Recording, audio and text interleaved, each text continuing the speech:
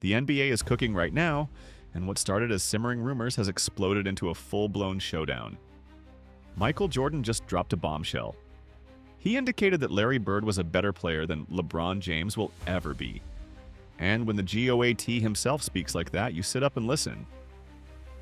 What MJ meant, the plays that back it up, and the secret injury history he revealed about Bird, it all forces you to rethink everything you thought you knew about the league.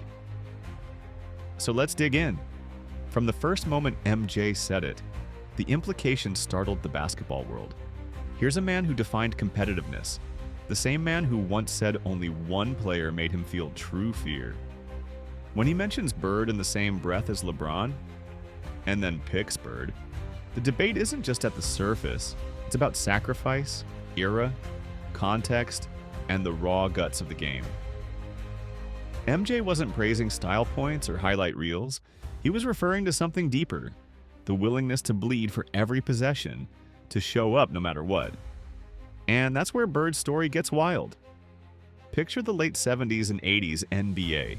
No superstar protection. Every drive to the rim invited a forearm in the ribs, defenders hand-checking like they had divine rights. In that world, Bird didn't just exist. He thrived. He battled chronic back problems that would sideline most modern stars for weeks and still walked into arenas and dropped 30 before anyone blinked. That's not just toughness, that's obsession. Contrast that with LeBron's era. Load management, science-backed recovery, rule shifts to favor offense, superstar marketing brands. Goodness knows LeBron mastered that world. Dominance in a polished protection-first league? Absolutely. But if you dropped him into Bird's time, where the refs weren't babysitters, where your reputation made you a target, where you called up every single night, would he still stand the same? Bird already did. Bird came from nothing. Small-town Indiana, a place most people wouldn't peg as basketball royalty. No hype machine, no national cameras, just a kid with grit, a hard hat in the day and a ball in his hand at night. When he arrived at Boston Celtics, the franchise flipped. A 32-win improvement in his rookie year told you something immediate. This guy wasn't just good, he was transformative. He walked into a franchise and made them winners by sheer will. Opponents first respected his fundamentals, his basketball IQ, then they feared the voice. He'd tell you exactly how he planned to beat you. Then he would. Look at the resume. 3 MVPs, 3 titles, 12 All-Stars, Finals MVPs. But those raw numbers only scratch the surface.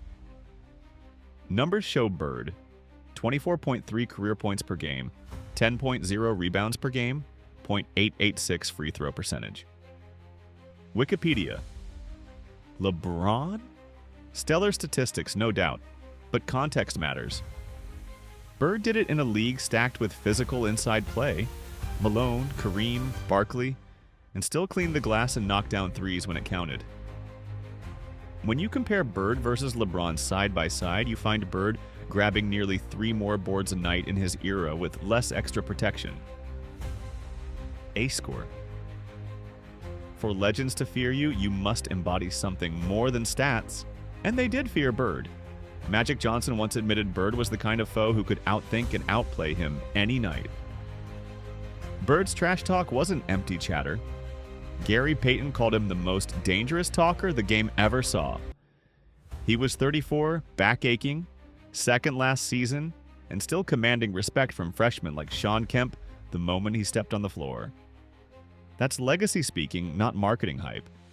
And MJ himself. He acknowledged Bird's place. Multiple sources note Jordan's respect for Bird's relentlessness and courage. Facebook. That admission from the fiercest competitor of all adds layers to the argument. Consider Bird's big moments. Game 7, 1988 against the Hawks. Bird drops 20 in the final 12 minutes, including off-balance jumpers, a 3 in Dominique Wilkins' face, and wins 118-116.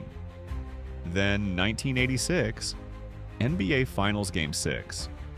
Bird racks up 29th of November, 12, and gives the Celtics their 3rd championship. Elimination games? Bird averaged about 27-10-7. The man wasn't just in contention when he showed up with electric consistency. And let's not forget his three-point contest dominance. 1986, 1987, 1988.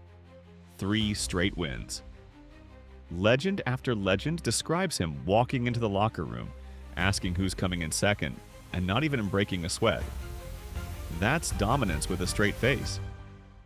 When you stack stats side by side, Bird's career field goal percentage nearly .496, three-point .376, free throw .886. Wikipedia. LeBron's numbers are brilliant, but built in a different age. Higher pace, more possessions, more favorable rules for perimeter players, fewer physical tolls. Longevity, LeBron's got it, 20-plus seasons. Bird, 13 seasons, and he changed the entire DNA of the league in that window. Landofbasketball.com. Let's talk era, Bird's league. Survive or die territory. LeBron's league. Entertain or transact. The two are markedly different. Bird didn't need logos or followers. He needed the ball and the will. LeBron, the brand arrives with the player, the lens is always tuned, sponsorships abound. That isn't shade, it's context. His dominance came in an environment set up to extend stars, and good for him. But fear, respect? Fear is earned when you're pursued, not when you're pre-declared. But Bird didn't chase triple-doubles. They happened because he read the game 3 moves ahead, manipulated gravity with a jump shot, capitalized on the opponent's overcommit. LeBron piled up totals because he played 20 years, in era after era, with advantages others didn't have. Both are great. But fear? Ghost in Bird's era. And then there's sacrifice? Bird played when you couldn't game the system. You showed up if you could walk. You didn't hide behind ankle protection or blame load management. Bird played through back injuries, still earned rebounds. LeBron? Better training, better recovery, better technology, better protection. That's fair. He mastered that world. But Bird mastered the one where you got hammered for saying the wrong words. So when MJ says Bird was better than LeBron will ever be, he's talking about more than wins or stats. He's referring to a mindset, an era, an aura. Bird defined his era. He commanded fear and respect not because of flashy Instagram posts, but because he made his opponent believe he would win before the first buzzer. That intangible. LeBron's legacy is loud and long, but less feared. To the fans who will bring up, but LeBron lasted 20 years, sure, endurance counts. But lasting a long time doesn't automatically create legend status. Sometimes it extends stat lines. True legend emerges fast, hits hard, leaves a mark. Bird did it in 13 seasons. And if you think you can dock advantage because he played fewer years, flip it. Fewer years, same impact. That's power. In the end, greatness isn't measured purely by who scored more or who lasted longer. It's measured by who defined their era, who forced opponents to take notice, who didn't rely on the rules or protection to win. Bird did all that. So yeah, LeBron's got the story, but Bird has the essence. So I'll ask you, who would you rather face in a one-on-one? No cameras, no sponsors, just raw combat. The guy who made hearts pound when he walked on the floor, or the guy who became the face of a protection era? Drop your thoughts in the comments. And if you enjoyed this deep dive into real truth behind the NBA's biggest names, hit that like button, subscribe, turn on notifications, because there's a lot more truth where this came from.